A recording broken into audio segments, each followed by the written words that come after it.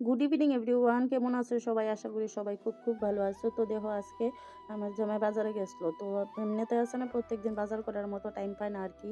তো যখনই বাজার করে অনেকটি এক লগে কইরালা আর এমনভাবেই বাজার আনবো যে গুছাইতে গুছাইতেই আমার অনেক সময় যায়। তো এদিকে আনছে কার্ফু মাছ আর মাছের তেল। আর আমরা করি কিন্তু বেশিরভাগ কার্ফু মাছটাই আনা হয়, কারণ অন্য মাছের মধ্যে কেমন জানি একটা গন্ধ লাগে। তো সেই কারণে আর কি সবাই বেশি একটা পছন্দ করে না। আর কার্ফু মাছটা আমি পছন্দ করি না আর কি।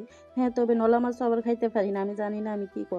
তো যাই হোক, দেখো এদিকে আমি কিন্তু অলরেডি মাছটি ধুয়ে নিছি। আর ৩-৪ টুকরা আজকে রান্না করুম। আর বাকি মাছটি ফ্রিজে কন্টেনারে করে রাইখা দিমু। কারণ দেখো এখানে কিন্তু আমি আগেই ধুয়ে দেখছোই তোমরা যে আমি এখানে হাঁসের মাংস ভিজায় রাখছি। আর এই হাঁসের মাংস কবে জানো? সংক্রান্তির আগে আনছিল। তো এর মধ্যে আর খাওয়া হইছে না। ১ দিন আর ২ দিন খাইছিলাম। কারণ আমি ধুয়ে ধুইয়া আলাদা আলাদা কন্টেনারে করে ডিপ ফ্রিজে রাইখা দিছিলাম আরকি। তো যাই হোক, আজকে মাংসটি রাঁধুম। তো দেখো এদিকে কি আনছে, ধনিয়া পাতা আনছে, ছোট্ট আলু, লাউ, ক্ষীরা, আর এদিকে আনছি বিনস, মটরশুঁটি, আর ব্রোকলি। ব্রোকলি যখন বাজারে আইয়া তখনই কিন্তু আমরা করে প্রায়ই ব্রোকলি আনা হয়। কারণ আমরা কেউই ফুলকপিটা বেশি একটা খাই না। আমরা ব্রোকলিটাই খাই। কারণ ফুলকপির মধ্যে অনেক সময় মানে কেমন যেন একটা পোকা থাকে বা ওষুধের গন্ধ-টন্ধ লাগে, তো এই কারণে ভালো লাগে না। তো তার মধ্যে দেখো আমার কিন্তু অলরেডি মাংস রান্না হয়ে আছে। হাঁসের মাংস কেমন হইছে দেখতে আমার কিন্তু কমেন্টে জানাইও। আর কে হাঁসের মাংস খাইতে ভালোবাসো আমার অবশ্যই জানাইও। আমি কিন্তু বেশি একটা ভালো পাই না। আগে ছোটবেলায় আছে না অনেক হাঁসের মাংস খাইছি। এখন আর কেন জানি বেশি এটা ভাল লাগে না।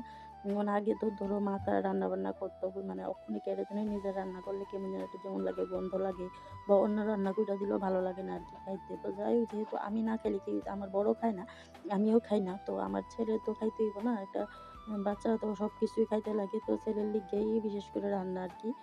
তো রানলাম আজকে, জানি না কেমন হইব, কোনরকম তাড়াহুড়া করে সেরে রানলাম আরকি। তো দেখো এদিকে রান্না-বান্না শেষ কইরা আমি কিন্তু আগে রান্নাঘরটা ভালো করে ক্লিন করে নিতেছি। দেখো রান্না-বান্না করে সেরে যদি রান্না করে ক্লিন না করি, ততক্ষণ পর্যন্ত আমার শরীরটা যখন ভার হইয়া থাকে আমার কিচ্ছু ভাল লাগে না। অন্য কোনো কাজই আমার করতে ইচ্ছা করে না। আজকে কিন্তু আমার অনেকটা বেলা হয়ে গেছে, জানো তো, স্নান করতে। আমার আজকে একদম ৩টা ৩:30 বাজছে স্নান করতে।